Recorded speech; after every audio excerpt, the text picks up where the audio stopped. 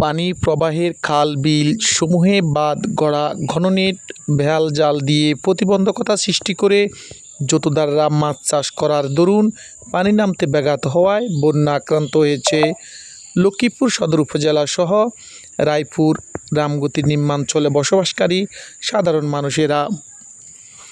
বিগত ২০ দিনের বেশি সময় ধরে পানি না নামার কারণে জলাবদ্ধতা সৃষ্টি হয়ে খাদ্য সংকটে দেখা দিয়েছে চরমে। গৃহপালিত পশু পাখির খাদ্য সংকট, অন্যদিকে রান্নাঘর ও চুলা পানির নিচে থাকায় রান্নাবান্না একদমই বন্ধ হওয়ায় খাদ্য সংকট এক চরম পর্যায়ে পৌঁছেছে। শৌচাগার সংকটেও ভুগছেন বানবাসী মানুষেরা। ছোট ছোট শিশুদের নিয়ে রয়েছে ঝুঁকি, যে কোনো সময় দুর্ঘটনা ঘটতে পারে বলে অভিভাবকরা জানিয়েছেন। দীর্ঘদিন পানি আক্রান্ত থাকায় খোসপাঁচড়া সহ পানিবাহিত রোগে আক্রান্ত হয়ে পড়েছেন এখানকার মানুষেরা। খাদ্য সংকট ও দূষিত পানি আক্রান্ত মানুষেরা জেলা প্রশাসন, উপজেলা প্রশাসনের দিকে চেয়ে আছেন বাঁধ গড়া বেয়াল জাল ও ঘননেট অপসারণ করে দ্রুত পানি নামার ব্যবস্থা করবেন।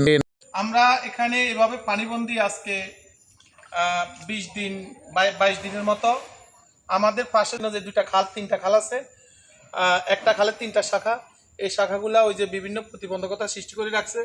যারা মাছ চাষ করে তারা বাঁধ দিছে, গড়া দিছে এবং ঘন নেট দিছে।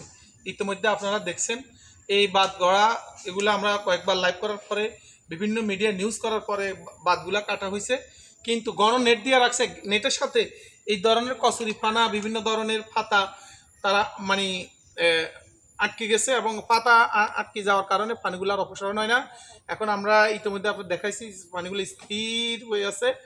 এখন আমরা লক্ষ্মীপুর জেলা প্রশাসনের কাছে আমরা অনুরোধ করব, ওনারা এখানে আসুক, তাদের প্রতিনিধি পাঠাক বা মৎস্য অফিসের লোকজন আসুক, উপজেলা নির্বাহী কর্মকর্তার লোকজন আসুক, আসে বা যে গড়াগুলো আছে, বেহাল জাল আছে, ঘন নেট আছে, এগুলো অপসারণ করে আমাদেরকে পানি থেকে নিস্তার করুক। এখানে আমাদের এই আমার ঘরের সামনে যে রাস্তাতে পানি এতটুকু, কিন্তু আর অন্যান্য দিকে পানি আরও বেশি, কোমরূপ সমান, নাভি সমান।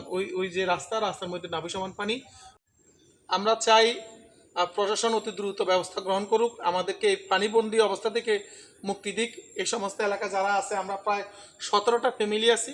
এখানে খাদ্য সংকটও যেমন রয়েছে, তেমনি বিভিন্ন অসুবিধা চরম সংকটে আছে, যেটা ব্যক্তিগত সংকট।